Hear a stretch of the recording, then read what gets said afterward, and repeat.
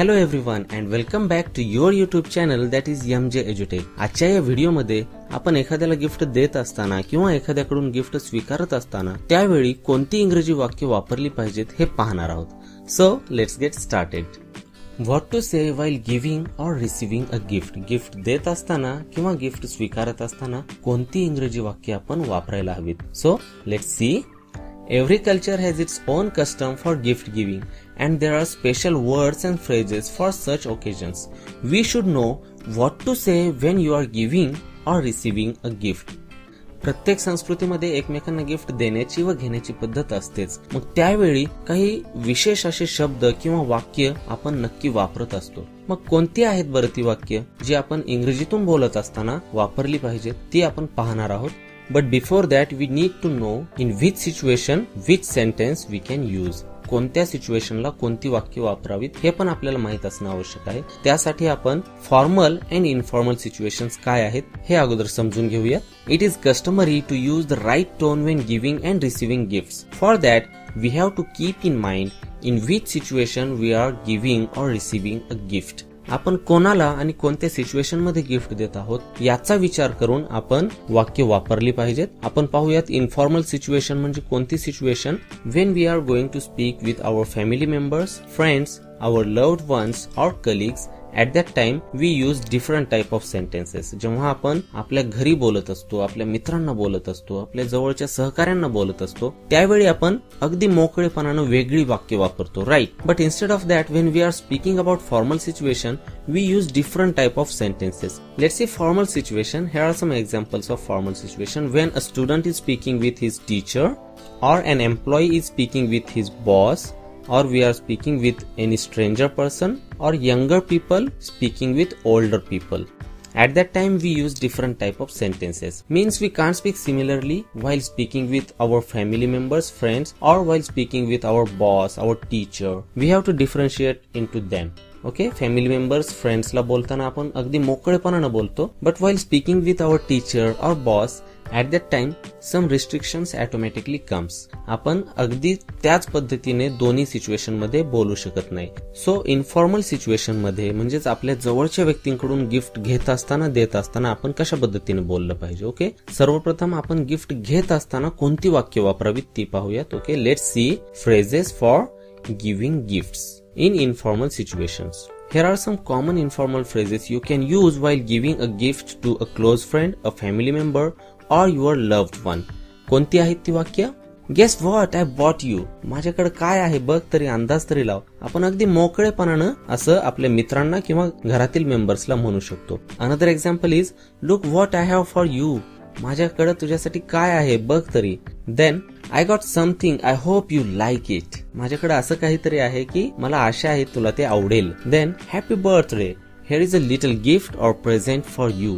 Instead of happy birthday you can use another type of expression. Just like happy बर्थडेच्या ऐवजी आपण happy anniversary किंवा जो प्रसंग आहे त्याचा उल्लेख करू शकतो. Then another one example and that is very simple one. Just say enjoy. आपण अगदी आता समोरच्या व्यक्तीला गिफ्ट देत आहोत त्यावेळी आपण म्हणू शकतो happy birthday or happy anniversary and enjoy. This is very simple expression we can use by just saying enjoy. Then I thought you might like this for your birthday or for your anniversary or whatever the occasion is. Then we are going to see phrases for giving gifts in formal situations. Here are some common formal phrases you can use while giving a gift in formal settings such as in office or school, college, or giving gifts to your teacher, to your boss or older people. अशी काही वाक्य आपण पाहणार आहोत जी आपण formal situation मध्ये वापरू शकतो. कोणती आहेत ती पाहूयात. I would like to give you this present or gift. In bracket I have written name. तिथं तुम्ही ज्या व्यक्तीला गिफ्ट देत आहात त्यांचं नाव वापरू शकता. For example Shekhar sir, I would like to give you this present or gift. Then dear sir, here is a gift or present from all of us or from me. जर आपण सर्व मिळून गिफ्ट देत आहोत तर from all of us किंवा तुम्ही वैयक्तिक देत आहात तर me. Dear sir, here is a gift or present from all of us or from me. Then there is another one example. I would like to present you this beautiful gift. Then another one example is here is a token of our appreciation. Okay, This is also one sentence that is mostly used in offices. Now we are going to see phrases for receiving gifts. आता आपण gift स्वीकारत असताना कशा पद्धतीची वाक्य वापरली पाहिजे, काय म्हणलं पाहिजे ते पाहणार आहोत. A sincere thank you spoken with a smile is the only English phrase you really need when someone gives you a gift. जेव्हा आपल्याला कोणी गिफ्ट देतं त्याला फक्त एक स्माइल करून थँक यू जरी म्हणलं तरी देखील ते पुरेसं आहे. But if you want to expand your vocabulary, you will want to know some other phrases to use in different situations. Other than just saying thank you, what are other phrases we can use? पाहूयात. Thank you so much. This is the mostly used phrase while receiving a gift. जेव्हा आपल्याला कोणी gift देतं तेव्हा आपण असं म्हणत असतो thank you so much. Then that's so kind. Okay.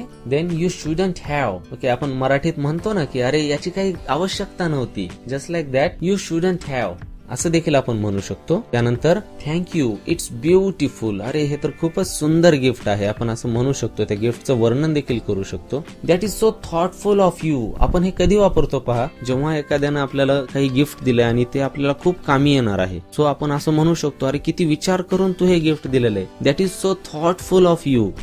Then I love it. I'll put it on or hang it up dash dash dash. म्हणजे आपल्याला कोणीतरी घड्याळ दिलेलं आहे किंवा एखादी फोटो फ्रेम दिलेली आहे. At that time we can use oh I love it. I'll put it on or hang it up on my wall.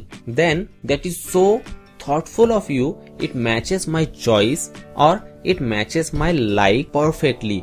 मला जसं आवडतं किंवा मला जसं सूट होतं अगदी तसंच गिफ्ट तू किती विचारपूर्वक मला दिलेलं आहे.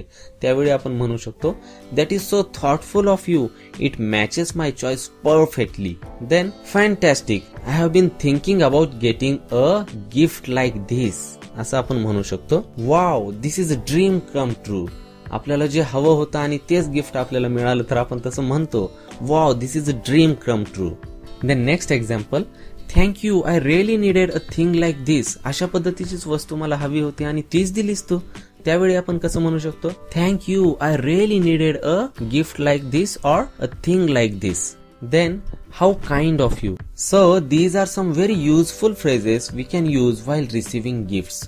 So overall, we learned many things in this video, such as what to say while receiving or giving a gift, in which situation, what type of sentences we can use, just like formal situation and informal situation. या दोन्ही situation मध्ये कोणत्या प्रकारची वाक्य वापरावी हे देखील आपण पाहिलेलं आहे. So that's all for today's video. I hope that this video is going to be very helpful for you. Thank you very much for watching this video and don't forget to like this video and subscribe our channel. Thank you very much once again.